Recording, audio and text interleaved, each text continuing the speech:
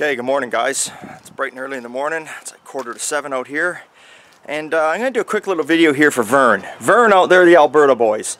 He asked me a quick question. He said, hey, you're wiring a 60 to 66 Chev pickup, and he's actually got one. It was his brother's truck. It's a beautiful little truck.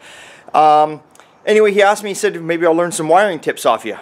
Well, I can give you a few tips. Darren doesn't like to be filmed. He's a tough guy to get on camera, man. He just doesn't like it. And you know what? At the end of the day, once in a while you see him in the background shot, or I'll try and film him a bit, but you can always see he's kind of scooting around, you know, like that, trying to avoid it. And I don't want to make the guy feel uncomfortable. So I'll give you a few tips here, and I'll let you know, Vern, what's going on with this truck. So let's take a look at it.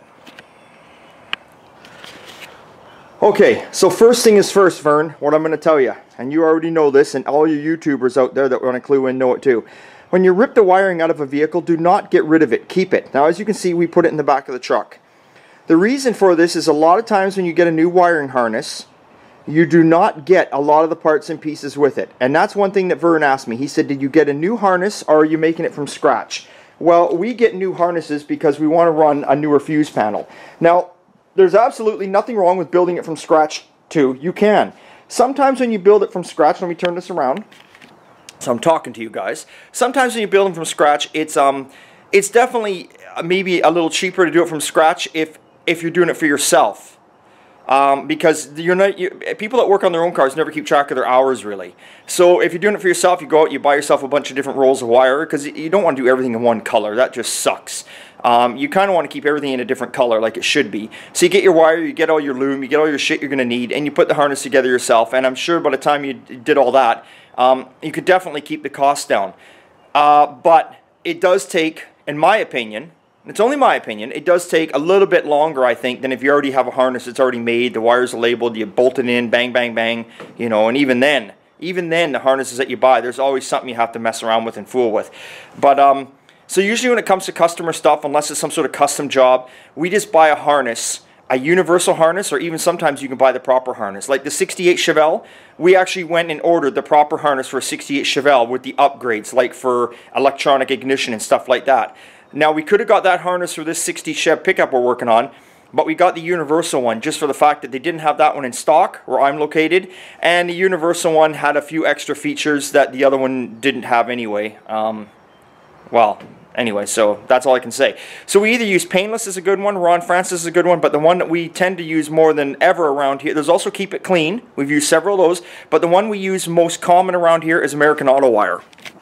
So there you go, you know, the American Auto Wire, it gives you everything. I mean, it gives you lots of diagrams, it tells you everything, you know, all the wires are labeled every couple inches, it gives you all new ends, it gives you a new ignition switch, it gives you a new headlight switch, it gives you a new dimmer switch for the floor. So as you can see, obviously we take the hood off, because you want to have a lot of light in there, you want to be able to get around things, and that's all there is to it. When we're doing this truck for this guy, it has the old alternator on it that actually has the regulator, external regulator. And what I mean by that is the regulator's out on the fender somewhere, and the wires go to that, and then the wires go from there into your alternator. Well, we went out and we just bought the customer a newer alternator. No fabrication work, it bolts right on, and you don't have that regulator anymore. The regulator is now built in to the alternator, which just tidies up a lot of the wiring, because normally the regulator, as you can see these three holes, sat here between the horns. And it's just a big fucking clump of wires in there too. So now that's going to be all gone. Next thing, obviously, that you do when you're doing a vehicle for wiring, you get the seat out of there. Now, we also took the steering column out. Normally we wouldn't, but we took it out on this vehicle because the custom wants to put a newer steering column in there. So, excuse me, guys. And so that's the reason for that being hot. So you can see the wires are laying everywhere. And like I said, if you look carefully here, let me get to it. All the wires are labeled. Every couple inches it tells you what everything is. So, you know, that's the bonus about a harness like that. Another trick when you're doing a harness, if you're out there, Vern, another trick is every time you do the wires, you know, some guys will wire a vehicle and they'll put a brand new harness in and they'll pull the wires super tight and get them looking neat and bent around the corners and just looking beautiful. And there's nothing wrong with that, except the fact is that if you ever need to add on to that wire, or if a wire ever decides to break or let loose or the end fall off and you're on the side of the road and all of a sudden you're like, say you got an outlet on the end of the wire and you've tightened it so, you've tightened it up and shrunk, and put it in there nice and neat and around the curves, and all of a sudden the eye outlet breaks off. Because Lord knows, vehicles rattle around, bounce around, things tend to move around and tend to break over time, right? Now it breaks off, and now you haven't got anything with you, and you're trying to stretch that wire to get it to touch again up on that terminal. You're trying to cut the wire back, maybe make a wrap around the nut and stick it on there just to get you to the next shop so you can repair it. Well, what we do here and what Darren does is we always leave the wires at least a couple inches longer than they should be. It still looks neat, it looks tidy, they're hidden still, and if there ever is a possibility you need to pull that wire just a few more inches out for some reason, it's there. So don't ever just put wires on and tighten them up as tight as you can. The same as when people do gauge clusters. And I'll show you what I mean by that. Let's get around here. We see this so many times in so many cars that come over here. Now, there's your gauges out of your car. So many people will put the wires so tight on these gauges that if you ever have to unplug the gauge cluster and pull it out, you can't get to it. You're fighting. You're underneath the dash trying to get the fucking thing out of there and unplug because you can't pull it out. The idea of this whole thing is the gauge cluster comes out from the front. So the whole idea is have it so you can pull the gauge cluster out with the wire still plugged in, at least the length that this is right now. That's a good 4 or 5 inches.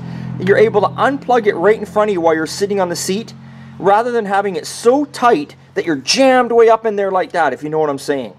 So there's another handy tip. The other tip is whatever you're doing, whenever you're wiring a vehicle and you buy a new harness, like I said to you at the beginning of this video, do not throw anything out. You do not get things like these light sockets. You do not get things like these certain plugs that you need that plug into all the back of your gauges. You do not get that stuff. Do not throw the harness out. This stuff, you will need it. It is handy to have. Well, it's not handy to have. You just need it. That's all there is to it. So make sure you clean all your contacts that you're going to reuse with some contact cleaner before you put it back together. You've got it this far apart. Go through it, clean it, make it look neat, make it look tidy, make sure everything's clipping in good and tight. Do not butt connect stuff if you can help it. If you can absolutely help it, do not butt connect stuff, and use isolated terminals that can't touch. And what I mean by that is, let's go in the shop here. Let's go in the shop here, and I will show you. See, that's the off topic here. That's a good thing. When I opened this shop, I knew a little bit about everything. I worked in a body shop for a few years. I worked as a mechanic for like 14 bloody years. I've been welding now for like 25, 26 years.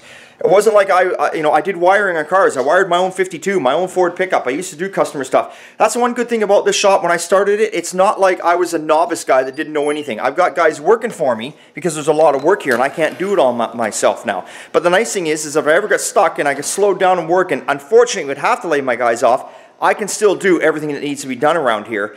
So that is the bonus for me anyway. But anyway, back on topic. It's not about me. This is what I mean. These fucking things, we've all used them. And I'm not saying there's anything bad with them. I don't want to insult anyone out there. But see, inside there's a steel terminal that you push the wire into and you crimp it. Sometimes you don't see it good enough and you don't know if you got a good crimp. So even though I've got some laying here in the box, once in a blue moon you may use them, but we will never use these on a new wiring when we do customer stuff. What we use is what we see down below here. It's the same thing, if we need to. It's these ones right here. It's the exact same thing. It's just they don't have the plastic around them. Then you can see you get a good crimp, you get a good connection, and then afterwards, you grab your shrink tube. Obviously this is the wrong size. And you heat it up with a heat gun, or even if you have to, a lighter. You put that on, and it's a hell of a lot smaller when you're wrapping stuff up with tape. It looks neater, and it's a better contact. But the way to do everything, honestly, is to solder. Solder is the way to go. Now here's another prime example of things we don't like, but we got a bunch laying around. See these connectors? Well, look it. That's a female connector, and we all know it plugs into a male connector. All right? I don't know if I got where the males are here, but anyway, it plugs into a male connector. These are not a good thing when you're wiring a vehicle. If you got to have a connector that you're going to unplug and plug, get the ones like this. Isolated. See, it's the same thing, but see, it's got plastic around it. That's not going to touch anything under your dash metal.